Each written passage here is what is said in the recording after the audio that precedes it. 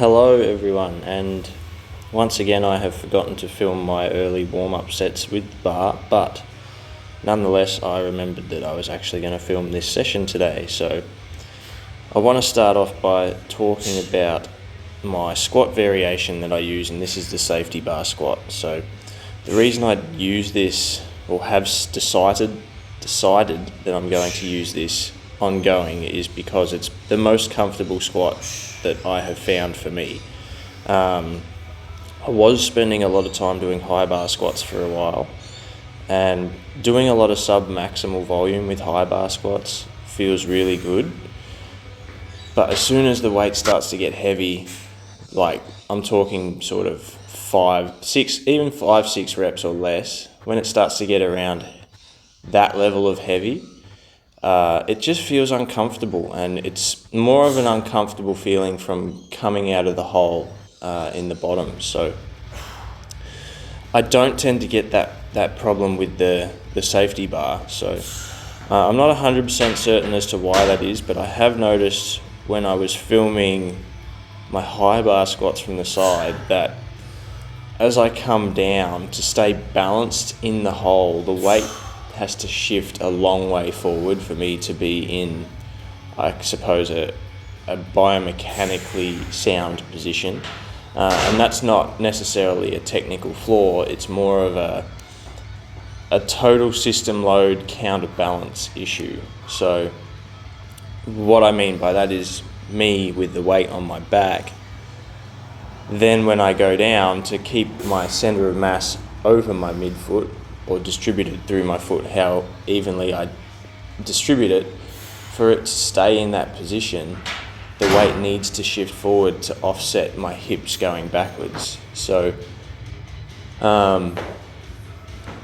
if it doesn't feel necessarily awkward, it's probably not that bad of an issue, but for me it's started to feel really awkward when I get down to the bottom to come back out of the hole, because I have to work really, really hard to push back up against the bar, which isn't always necessarily a bad thing, but it's just become more of a hindrance for me, I've felt, from a squat progression standpoint, than an actual help. So going back to doing safety bar squats, and these tend to feel a lot better. And I think down the bottom it's because I can almost, and this is probably not necessarily, I suppose, quote unquote correct when you're doing a safety bar squat, but I find that I can allow a little bit more rounding of my thoracic spine when I get down to the bottom, and it just allows me to get myself into a more comfortable position to come out of the hole. So the long femur FAM, if you're having troubles with your squat, try these. I also find that I can low bar squat with no problems, and I generally will do those with flat shoes, but I'm not going to do those because they tend to mess up my elbows and wrists and shoulders a little bit, and it then messes with me doing any sort of bench pressing. And I find that I'll probably get a little bit more out of developing my safety bar squat than just doing a bunch of low bar squats and allowing my hips to do all the work and not necessarily my quads. So gonna stick with the safety bar squats. The other one as well, I can do front squats pretty well. I'm just terrible at them. And that's something I'm probably gonna do a little bit more of in the coming training blocks that I program for myself. So this was today's safety bar squat workout. So I had 3 sets of 4 here, not a PB by any means, just because this was my second session back doing safety bar squats.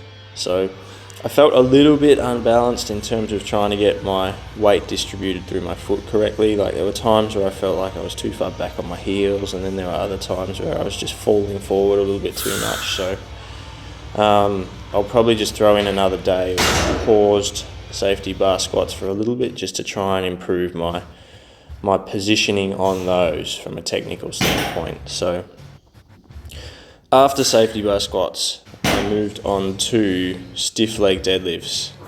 These have been feeling awesome for a while now. I actually started off doing these at 125 kilos for sets of 12. Basically just dynamic double progressioned my way up to now 170 kilos. For the most I've done is, I believe, 8 or 9 reps, but I knocked out 3 sets of 6 with it today because I just wanted to keep the weight a little bit more even across the board, and just save a little bit of RPE in the tank now that it's starting to get a little bit heavier.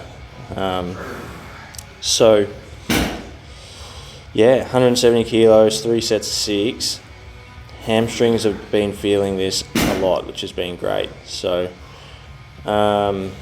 next wave, I'll probably go back to doing some sort of Romanian deadlift instead of a true stiff-legged deadlift, just because I want to work harder on that eccentric and not have the weight resting on the floor between reps for so long, just to try and keep a bit more tension through that posterior chain. So that's the plan for that next development block. As I said, it will be more of a development block. So just trying to develop muscles and movement patterns, and build up again from there. So this was my last set of stiff-legged deadlifts. But as I said, these have been feeling really, really good. So no complaints from me there. And I'll just let that one run out.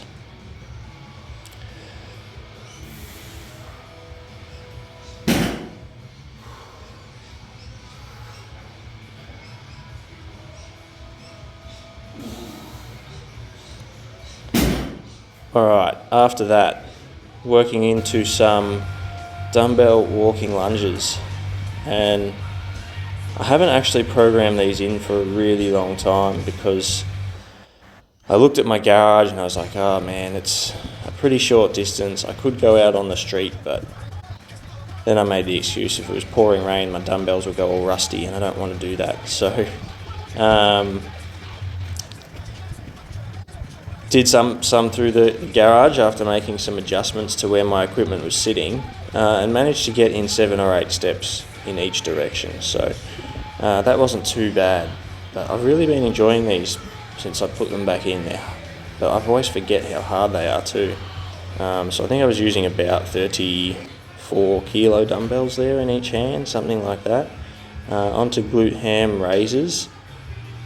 These are ones, for this workout in particular, I didn't do any specific knee bending hamstring warm up prior to doing the set, and I think I've done one session since filming this. I did decide to warm up my hamstrings before doing any knee bending on the GHD, and going into it with a little bit of load feels way better. So that's just a tip going into your glute ham raises for your next sessions. I'm going to probably keep doing that from now on because that felt really, really good. And then finishing off with a bit of ab work. So I also have done these on the GHD in the past, and I just don't really like them that much. I haven't ever gelled with them that well. I don't feel my abs work as hard. It's more of like my legs just hurting as I'm doing it. So I decided to try doing them on the ground whilst locking my feet into the rack, and it feels a lot better and I feel my abs working a lot more. So gonna stick with this variation because it just feels a ton better. So thank you for watching the session today. I'll continue to endeavour to film some more because coming up to the end of a strength block now, and I'm probably going to wind back down and start a base wave once again soon. So thank you.